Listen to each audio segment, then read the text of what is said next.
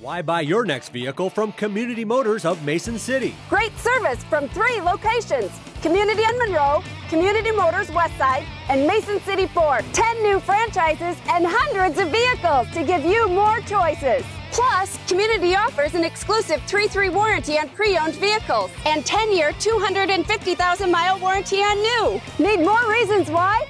Stop or visit CommunityAutoGroup.com. Because nobody beats a community deal, nobody. It's 9:45. And it's Tuesday, May 15th. At this time, I'll open up the regular session of the Cerro Gordo County Board of Supervisors. Item number 1 and item number 2 is the agenda and the minutes from last May's meeting. Motion to approve the agenda and the minutes of May's meeting. Okay. I'll second it. We had a motion and second to approve the agenda that's brought before us this morning and the minutes from May 8th regular meeting. Is there any discussion? Hearing none, all those in favor say aye. Aye. Aye. Aye. Opposed? Motion carried. Any old business? We have none. Nope. Okay, moving on to new business. Item A, County Engineer. As we were talking earlier this morning, there's a lot of farmers farming the right-of-way. I'd like to recruit some Globe Gazette assistants and maybe publishing some information in the paper and any other media that would be willing to help to get the news out, to inform people that farming of the right-of-way isn't allowed, and kind of maybe explain to them what the right-of-way is for. So I would like to give you guys, anybody who's willing to help, something so we can get the word out there. I think you've got photographic documentation there, do you not, that helps explain exactly what's happening. Mm-hmm. Yep. And then Brad Wolchenbroom, we've been working with him on a tile repair on Old 107. Okay. They're trying to find it on the east side now. We'll probably have to bore it. It goes under hard surface road and probably be cheaper to bore it than to patch it. So we're getting some prices on that once we find it on the east side and know exactly where it runs. And then we got our truck chassis in for our new truck last week, and it's up, or it's over getting some snow equipment on it. I need to dispose of the old truck, so I was wondering if you guys would entertain the idea. It's kind of a newer deal, selling stuff on internet auction, advertising it on internet auction. There's one called VoCon, that's an Iowa-based internet sales, and then there's one called Purple Wave that a few counties have utilized. And then it's nationwide, advertised nationwide. I don't know if there would be any interest there, or if you wanted me to stick to a local auction, like a sheriff's auction, or if you're indifferent and would like to try it and see how we fare from it. I'd be guided by your judgment. I don't really have it. Why don't you investigate a little bit and come back and say if you'd like to try this or whatever. Okay. And then this is some correspondence. Tim Putnam, he's with the Bicycle Blues and Barbecue, and normally they close a small portion of the road for their bike race they have every July.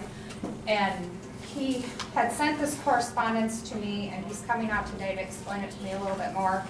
They want to close a 3-mile stretch of S28 for time trials for about 2.5 hours on Saturday morning. North of Clear Lake? North of Clear Lake. I didn't know if I guess looking at the vehicle counts, it's 820 vehicles per day. I know when we close routes, we usually close detours and stuff like that. So I didn't know if you guys would be interested in entertaining this idea. If they've closed our roads for time trials before, they've never asked about it. How much of S28 do they want to close? On the map, there's an attached map that goes from 300th Street down to the Clear Lake city limits. And they're just trying to, I believe, establish a place for them in the rail race, so they race this. It's straight away, and I think that's why they want to use that. that's what I'm guessing too, plus it's newly Level paved. and straight. So I don't know, I'm throwing it out there, and he's coming in today to talk to me more about it, so. How much of a burden is it gonna be for you to do something? In the past, we've, like for the race, we go out Friday afternoon and we place the signs in the ditch where they're supposed to be posted. And then they are supposed to, we'll set them up and they're supposed to knock them down when the race is over. Now, times in the past, you know, when you get a lot of volunteers, things sometimes get overlooked and they forget to knock the signs down and whatnot. So we would probably, I guess, if somebody's coming from the west and they were going to Clear Lake, they'd either have to turn around and go to S18, or they could go to the interstate and go south. Or they could take gravel. Or they could take gravel. So there's alternate routes that would be available. So we're talking 3 or 4 hours? About 3 hours probably. 8 to 10:30 is what he puts. You know, if it's not a problem for you, you know, I have no, you know, if it's not overly burdensome, I have no problem with doing this. I don't want to hurt anybody's feelings. Okay. You have quite a few people waiting from Lions Field out to, like 275th Street. Will they be able to get home? He says they would allow the local traffic on the course, is what he put in his email. And I mean, that's stuff I can ask him today, what their intent is to do. Because there's quite a few homes, and even out like out at 275th Street. There's a cluster of of couple, homes and stuff. yeah, subdivisions. I wouldn't have a problem. And with if it. that's a problem, I mean, I could require them to give notice to the property owners too. I mean, if that's what your wish is, make that. If they have it so people can get out of their homes and get out and go, I don't think I have a problem with it. Okay. All right.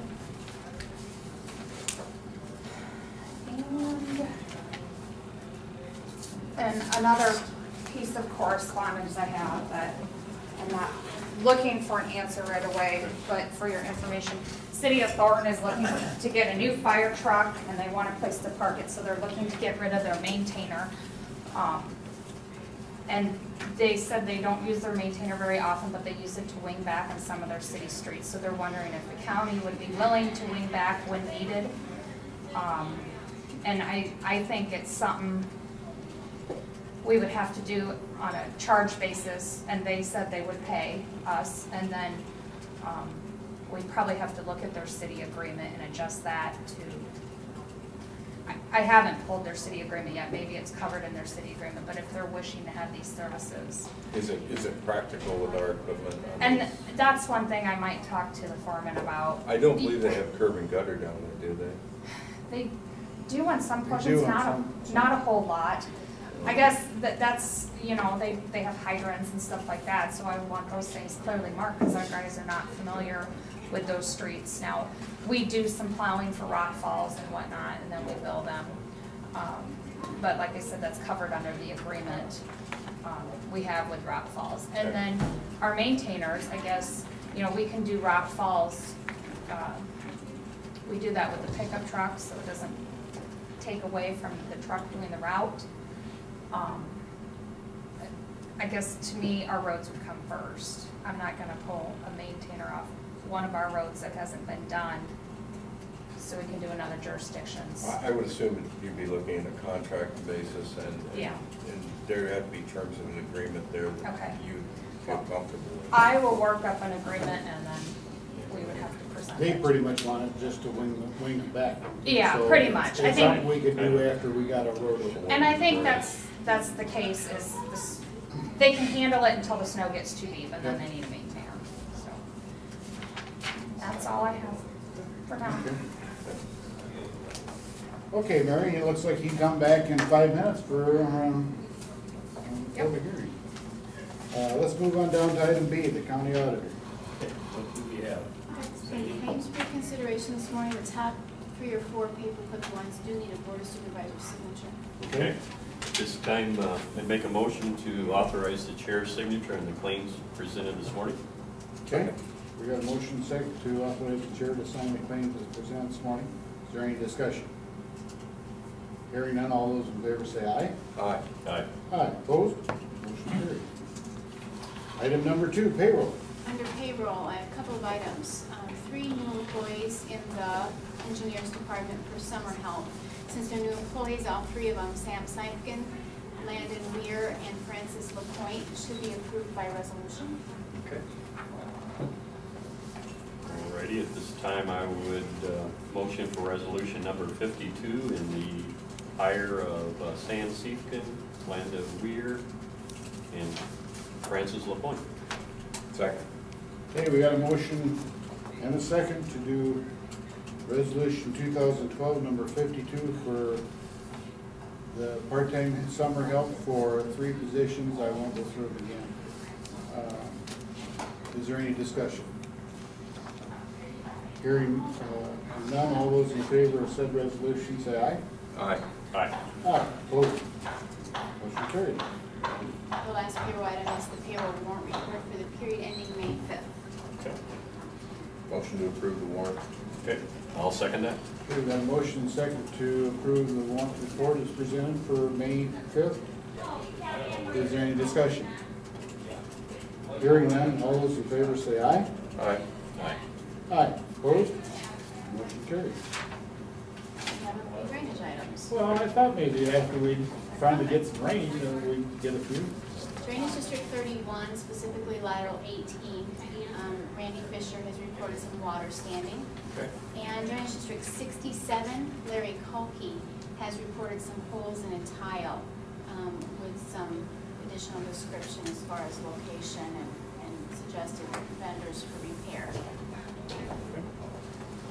I would make a motion to have these 2 said drainage problems investigated and see what we can do with them. I presume you want Larry Furman? Yes. Yeah. I'll second said motion. We got a motion and second to have Larry and Furman investigate a couple of drainage problems. One in Drainage District 31 and 67. Is there any discussion? Hearing none, all those in favor say aye. Aye. Aye. Aye. Opposed? Motion carried. Anything else for the auditor? Yeah, one more drainage item. Okay. Drainage District, Joint Drainage District 177 is held with Franklin County. Franklin County is the control for the district. Most of the land is in Franklin. So they've forwarded some bills for payment in that drainage district. One is for Bruning Rock, $938.27. There are 3 bills to Midwest Pipe Supply in the neighborhood of maybe $1,500. And the last bill is to the engineer's office for $8,060. They are seeking the Cerro Gordo County Board of Supervisors approval before they make payment, since you're a joint district. Okay. With, where's the engineers weigh in on it? I believe that it's probably repairs that the Franklin County Engineers Office did. Yeah. Okay. I'm not familiar with what Okay. repairs Okay. were made. At this time, I'll make a motion to approve the bills presented for Drainage District 171 with Franklin County. I'll second.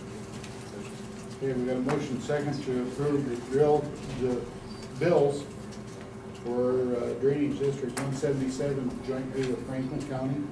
Is there any discussion? Hearing none, all those in favor say aye. Aye. Aye. Aye. Opposed? Motion carried. Anything else? No. We're done with you, huh, Cindy? Yes. Okay. It is 10 o'clock. And at this time, we have a public hearing to consider plans and specifications, forms and contracts and estimates for the cost of 250th Street paving project. I'll give you a description of the project. It's an existing 18-foot wide pavement with 1 2-foot shoulders. City of Ventura has been redoing their main line, or the roads within their city, so this would be an extension of one of the projects they're working on now. The project would include bringing the road up to current design standards. There would be a 22-foot wide pavement with 6-foot shoulders, 4-to-1 4 slopes. There's some grading and culvert work that would be done on the project, and it's a pretty small project. It's about 1/4 of a mile, and that should get us out to the county line. Okay, You want to go into a little more detail as to how this process came about? This project Yeah. in particular? Well, I guess with Ventura doing their street, this is a small portion.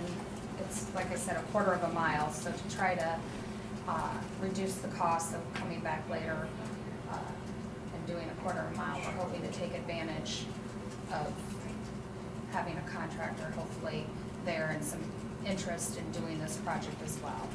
I see that the city of Ventura is in construction right now with the east-west Lake Street there. A number of blocks are under construction. So Yes. I'm assuming once that is done and it's formed up and they're ready to go, then they'll do their own paving activity, and then we just piggyback onto that. The contract is set up, because it wasn't let jointly with Ventura's project, the contract is set up so any contractor can bid it. It states that the contractor working for Ventura must have from 3rd Street to the county portion done, so the local people will still have access to their properties. So they're slated to have that done in mid to the end of June, and our contract would not allow our contractor to start until that work is done to allow local access still. Okay. yeah, I see it, I was There's- over there the other day and saw it tore up. Yeah, there's 3 people, two people that live on our portion. One lives at that T intersection with Apple, so he has pretty good access. His driveway is actually west of the project limits. And then there's Mark Young, who lives on the east end of where our project would be. So while our road is being tore up, he would have access from the east, and that's why Ventura needs to have their portion done before we can start ours. So, does that kind of? No, I think that's answer? fine. Okay, We'll plan it out well, coordinate that. trying to. Okay, now that we've got that all talked about, let's open up the public portion of this hearing. Can I throw one? The Sure. engineer's estimate is $3,700. $307,580. 310,000. 307. 580. 580. I apologize. Enunciation. I was ready to Enunciation. okay that when she said 3,000. $3,000, we wouldn't even need a public hearing. Yeah, what are we doing here? Okay, at this time, I'll open up the public portion of the hearing. Is there anybody that'd like to speak on behalf of this? If not, I entertain a motion to close the public portion of the hearing. Also moved. Second. There's a motion second to close the public portion of the hearing. All those in favor say aye. Aye. Aye. Aye. Opposed? Motion carried. Let's open them up.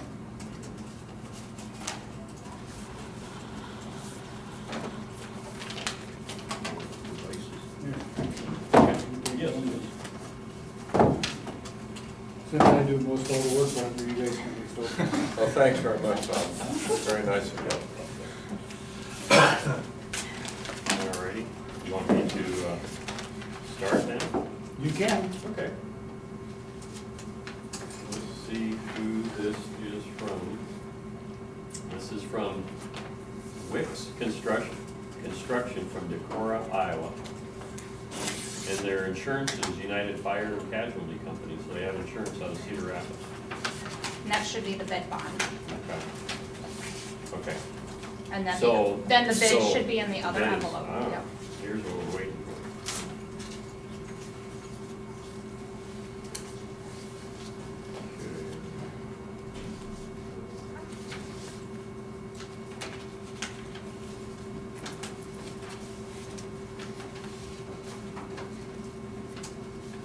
Good. Okay, here Okay, you ready for this one? Yes. Total bid is $290,000 and $714.54. That would be 290,714.54. Okay. Okay, thanks, Bill. Okay, the next bid is from Concrete Foundations in New Hampton, Iowa. The bid bond appears to be in order. The bid is $284,232.88. 232. $284,232.88.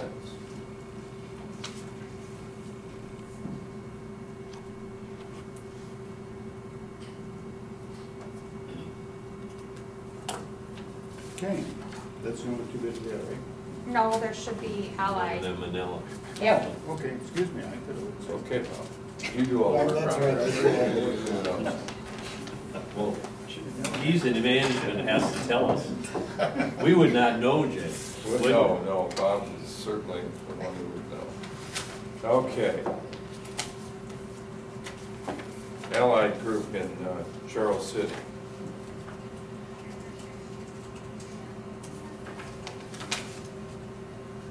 Bid bond appears to be in order.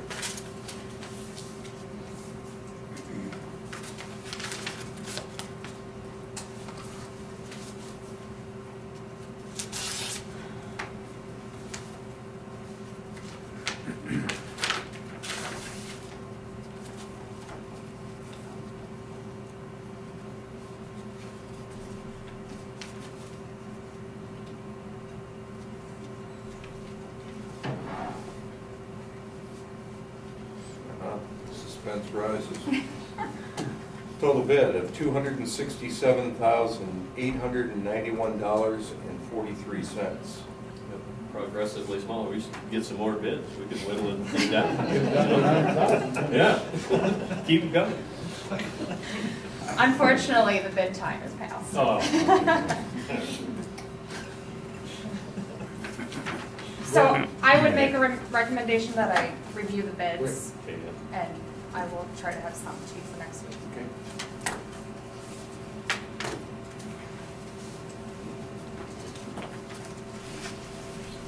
Appears to continue to fall into a pattern of lower than estimated costs as we go through most of these projects.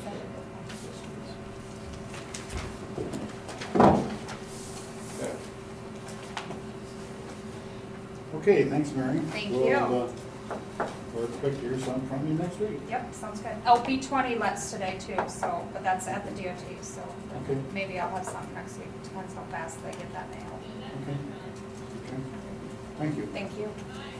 Moving on to item C, County Treasurer, motion to abate interest and costs on AY 1998, AY 1999, AY 2000, taxes on parcels 0524-404-051-00, and accept the monthly payment.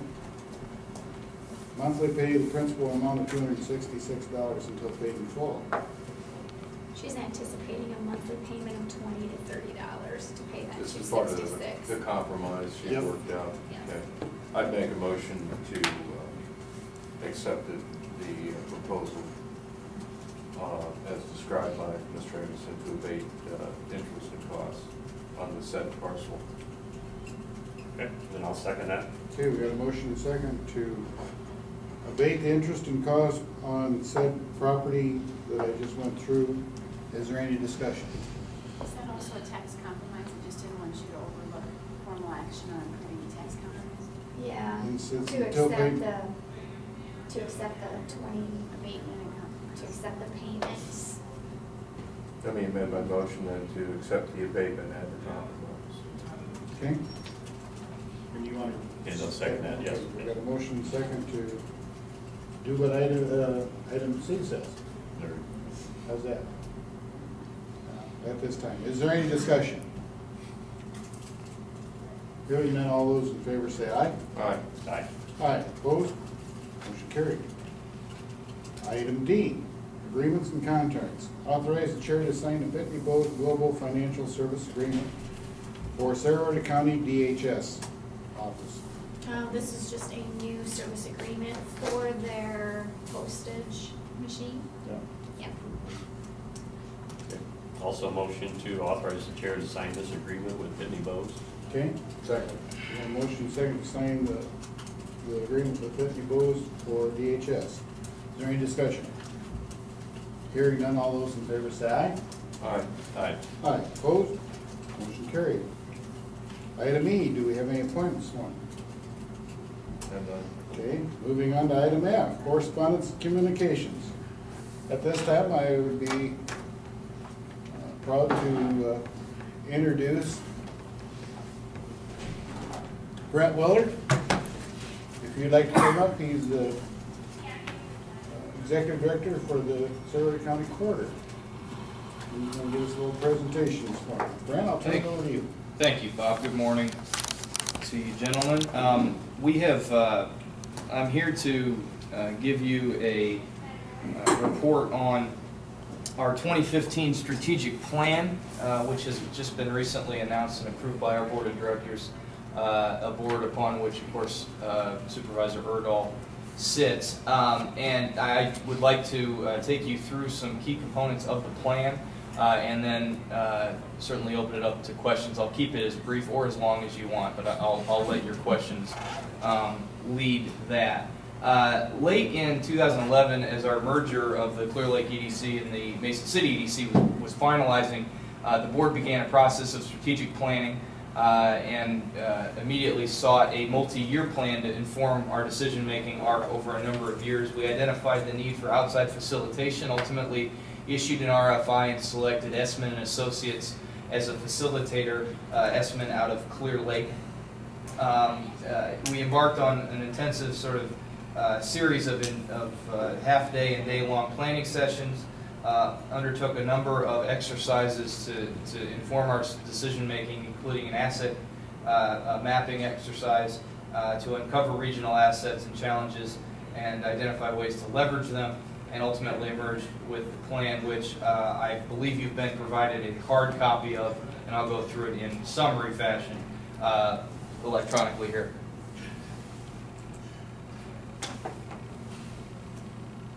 So our early in the process, the importance of a preeminent what we call business retention and expansion program emerged and was seen as central to our future success as an organization and as a region. So we built this strategic plan around that tenet. As you can see from this graphic, our plan, which is graphically represented here, is centered around our existing business retention and expansion program. Is a 4-point plan. All 4 points or tenets are ultimately informed by and inform our business retention and expansion program. And that program I'll go into some more detail. And as you can see, in the business retention and expansion component of our program, we consider that to be our strategic prism. We've identified the 4 guiding tenets for regional economic growth, to harken back to my second slide. Supply chain and cluster targeted attraction efforts, which I'll go into more detail, entrepreneurial and small business development, asset development, and business retention. Nothing that we do with respect to our strategic decision making moving forward will not be touched will not be untouched by our business retention and expansion strategy. And so not only does our existing, you've heard me say many times, our existing business sector in Cerro Gordo County hold the key for more than 80% of new job growth, it, we feel, holds the key to success in every other facet of economic growth if done well. So to give some examples as to how the BRNE program is informed and ultimately informs other facets of our program. On the attraction side, sort of the classic definition of economic development, attracting new business to the county. New business attraction efforts will be intelligently designed to leverage upon contemporary new targeted industry clusters, and which will be developed, and I'll go into more detail in a moment on that subject. That will be developed via outside study and survey, and our attraction efforts will seek to leverage our existing industry supply chain to align more achievable opportunities in that sector. On asset development, that's really on the current and projected infrastructure or asset demand that we see in our existing sector and our new sector. That will be informed by actionable data that's gotten through BR&E efforts. I'll go into more detail there, but we seek to be a more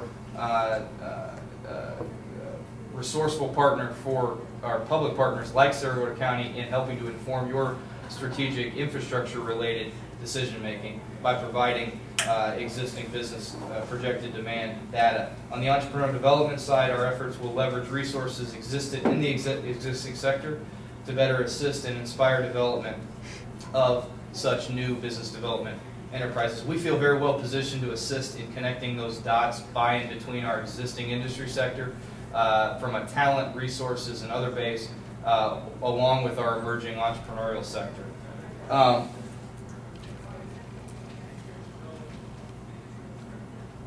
And so on attraction, I mentioned well, actually, I'm going to go back, I'm sorry. The final three bullets, is specific to the BR&E component of the program, the fourth component. We're working toward a total 3-year overhaul of the program.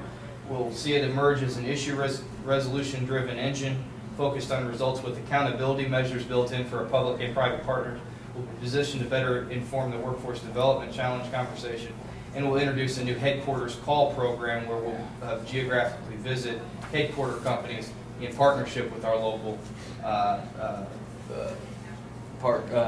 businesses. On the attraction side of things, you'll see several things. I mentioned the supply chain focus. Major projects, especially in the increasing proportion of those with significant research demands, can go, we all know, can go anywhere globally, increasingly. We know this. So infrastructure, workforce, quality of life, incentives are no longer competitive advantages really for counties like Cerro Gordo County or any county. They're simply a ticket to the game. So we are seeing the very scarce but hyper-competitive new development projects more and more require a commercial advantage, and in most cases that comes by way of supply chain leverage. And so when you look at some of the larger projects, even in our region, the CJ project in Fort Dodge, the Violent Biosciences project in Osage, those are results of very successful supply chain leverage efforts on the parts of those communities to work with their existing sector to attract that new business. And that's a national trend. Accepting those that have very specific geographic demands, that decision making is dramatically tipping toward supply chain leverage decision making. We'll be doing a targeted cluster industry analysis. We need to update our targets that we're aiming at and those which we feel we have a strategic advantage. We'll do that via RFI. We will diversify our marketing strategy. We've really got to be a better participant in this hyper-connected and really increasingly decentralized business world that we're talking to every day. And we're gonna work to better micro-target our specific messaging to target specific decision makers throughout the country, which we feel we have a significant strategic advantage conversation to have. And we will incorporate a new trade and industry show strategy. This business, at the end of the day, is still a personality business. It's a face-to-face business. So we've got to get it out there and press the flesh with the decision maker. On asset development, we see ourselves as well positioned to be in a leadership role relative to site and building asset feasibility and execution. That means determining where our product, which we consider to be our buildings and our sites, can and should be, how we can best arrange them for future growth. We've got to have a product that's ready to go to correspond with what are literally 30 and 60-day top to bottom business decision, site selection decision-making timelines.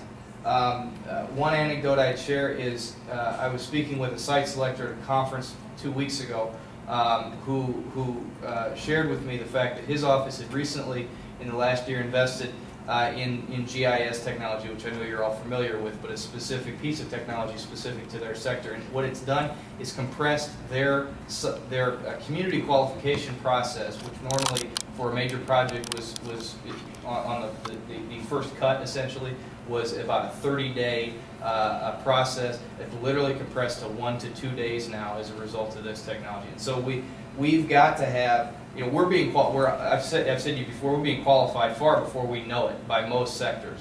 But that was, I think, a very colorful anecdote to really drive that point home. And so we've got to be much better positioned from a suitability, buildability perspective with respect to our sites. And so we want to work toward achieving 2 shovel-ready sites, certified shovel-ready sites in the county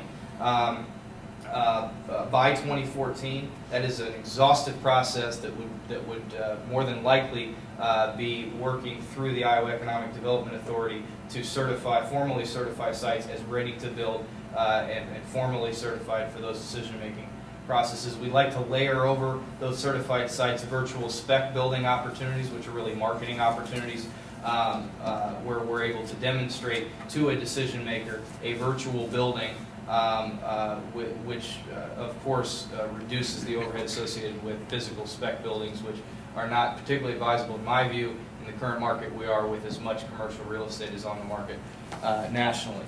On entrepreneurial development, a few specific targets for us. We're going to work toward a protocol with the John Papajohn Entrepreneurial Center at NIAC to fully inform our decision making on both sides, so that both parties are talking to each other, have expectations of each other, working on the startups, early stage companies that JPEG's working with, and also working with the quote-unquote graduates of its incubator, the companies that are transitioning out of the incubator space and maybe moving toward growth. We'd like to make ourselves better available and more effective for them.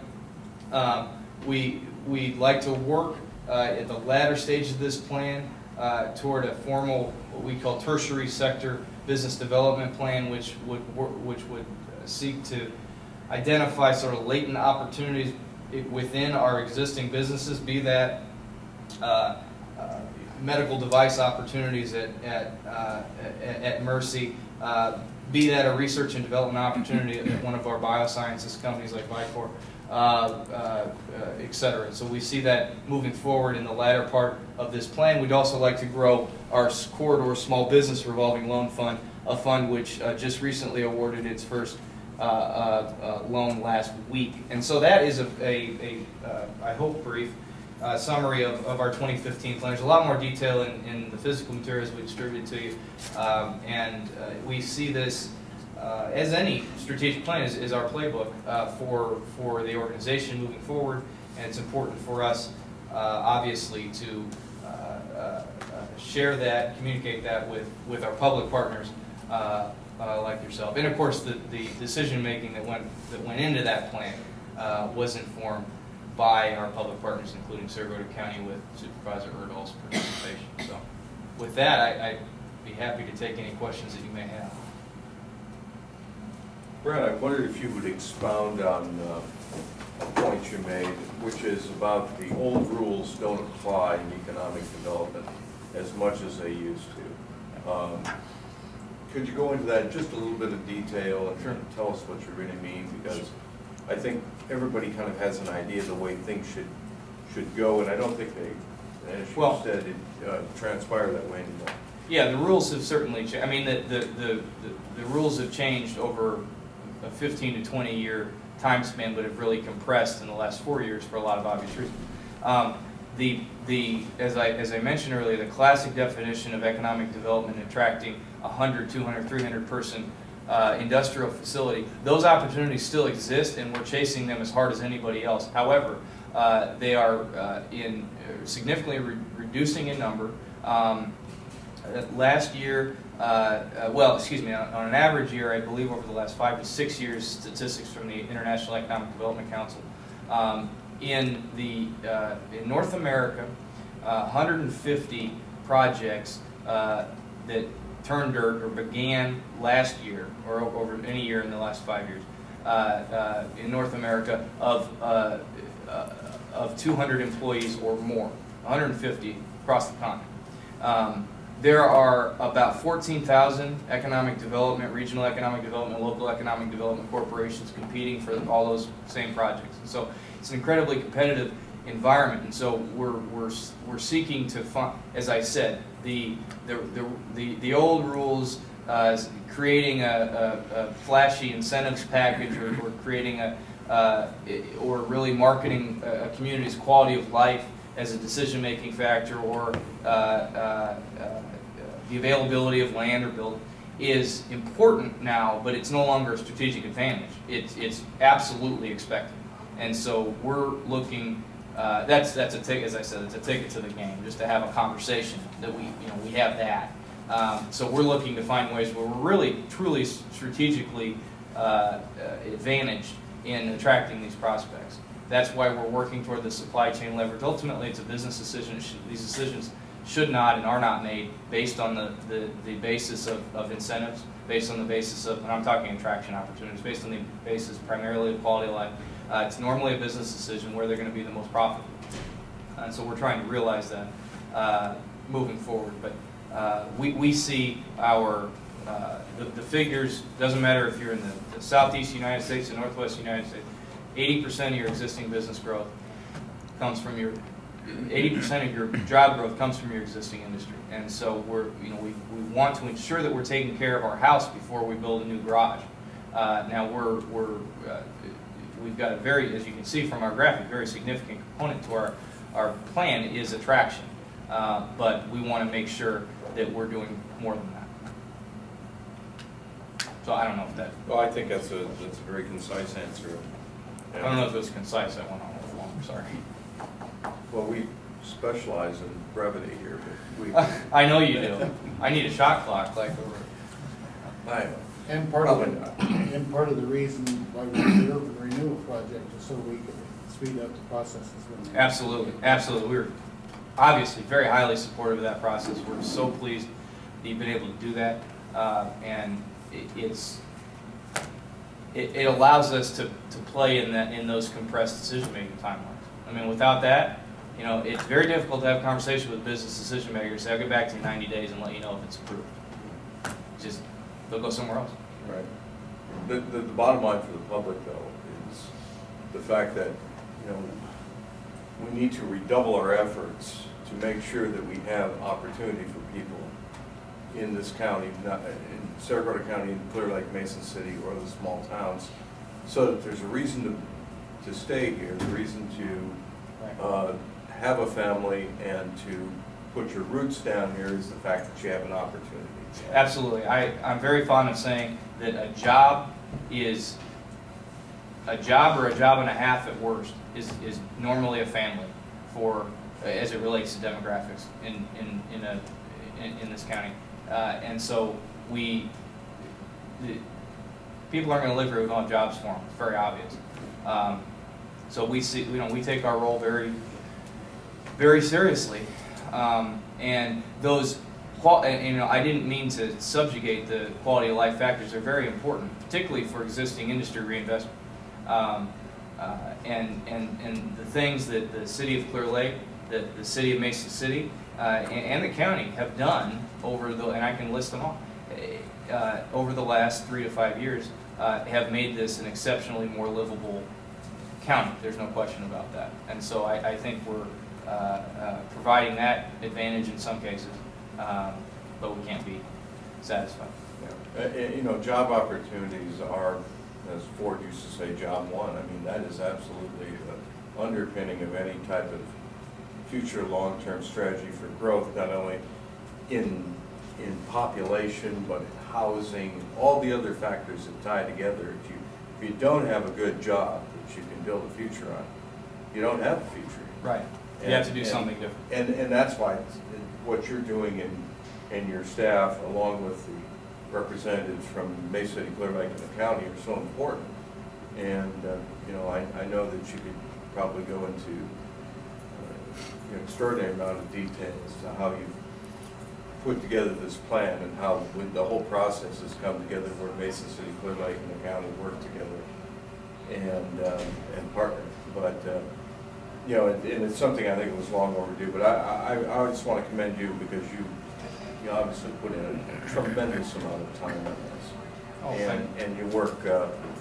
You and your staff work extremely hard to assist local business and to pursue any opportunities that might come our way from the outside. And I think you've got a good plan and strategy to pursue your goal and our goal, which is long-term development.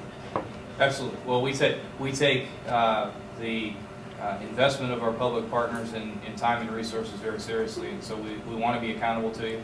We love the opportunity to address you at any time, update you, and we're very, very pleased with our new structure to ensure that we're going to have representation from all our public partners in our leadership moving forward. So. Tom, did you have any comments you wanted to make?